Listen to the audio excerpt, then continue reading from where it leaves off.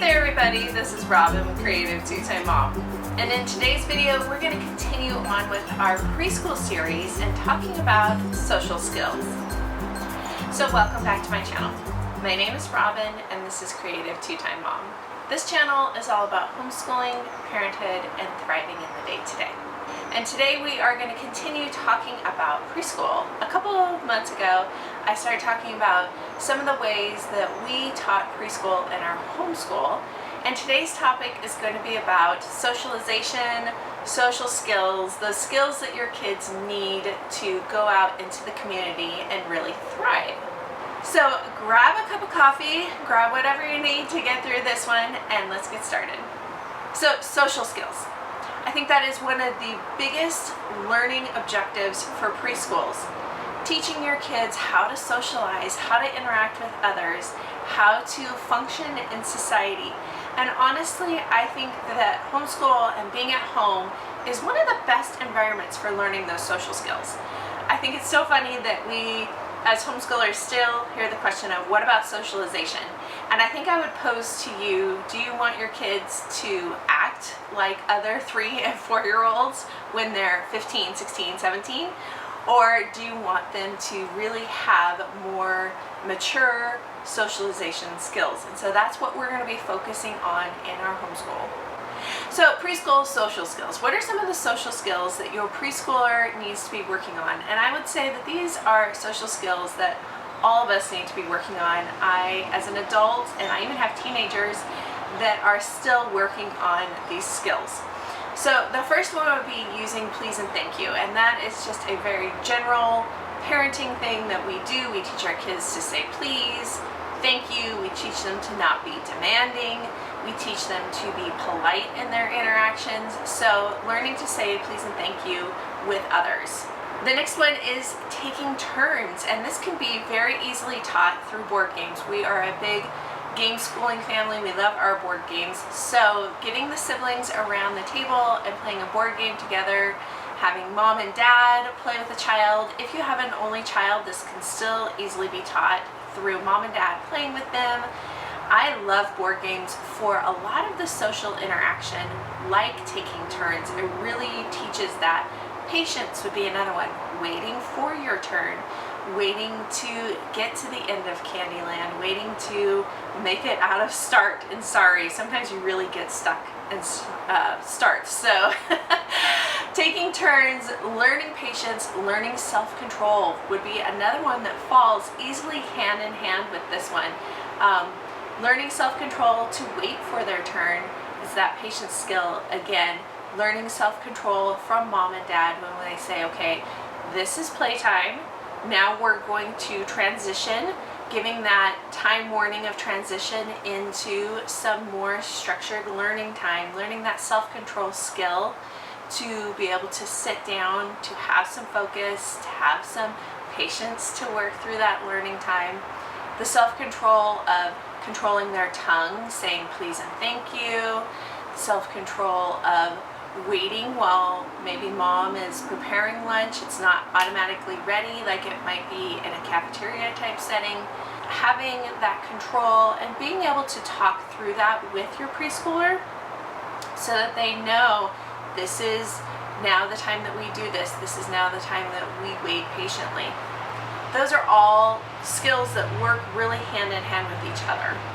Another skill that you can be working on with your preschooler is just that confidence, problem solving, talking through a problem with them. How are we going to handle this? Well, remember when mom encountered a situation like this recently, this is what I did. So how can we do that in this situation? Really teaching your kids to think through their options, to think through what's in front of them, and making the best choice of how to proceed. This is one of those skills that I think works really well in the homeschool because you have that time to focus on just that child.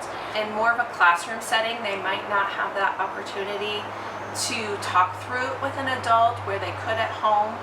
So having that problem-solving skill, even walking away from them for a short period of time, maybe they're working on a workbook or they're practicing their letters. That takes a lot of skill, a lot of fine motor movement to work on letters. Walking away for just a second, maybe, Mom, can you help me? Yes, just a minute. I'll be with you in just a second. And they have to kind of work through that problem. That builds confidence for them to have that moment of, I thought I needed help, and maybe they do, but not every time. So I thought I needed help, and I was able to work through it.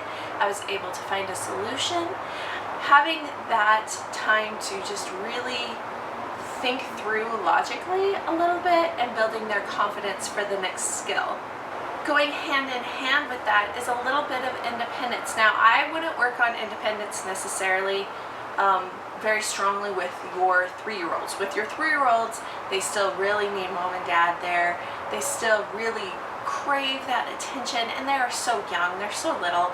I wouldn't push that independence right off, but when you're transitioning into 4, 5-year-olds as they're going into kindergarten, or maybe you have a late kindergartner, having a little bit of that independence, because Mom is working with other students, or possibly if you have an only child, you might have a job at home.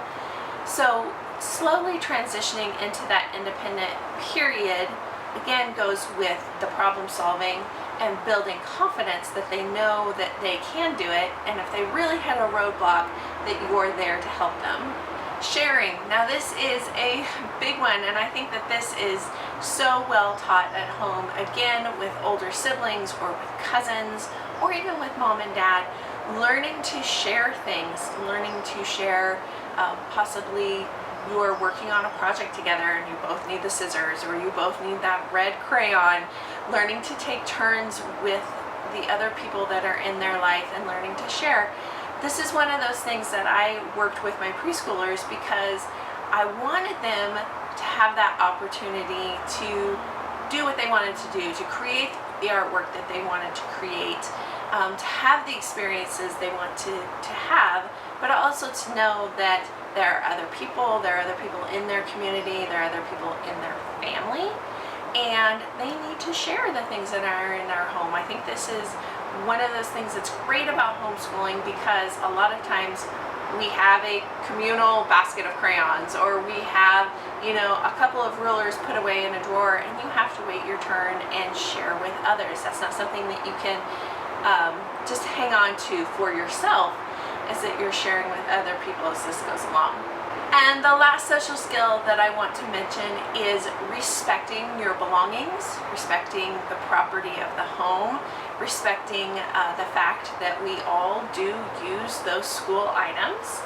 And so learning to put them away, learning that things have a place, that I'm not just going to sit here and doodle on the wooden ruler, because that's something that belongs to everyone in the home. I'm not going to sit and break all the crayons, because that belongs to everyone in the home.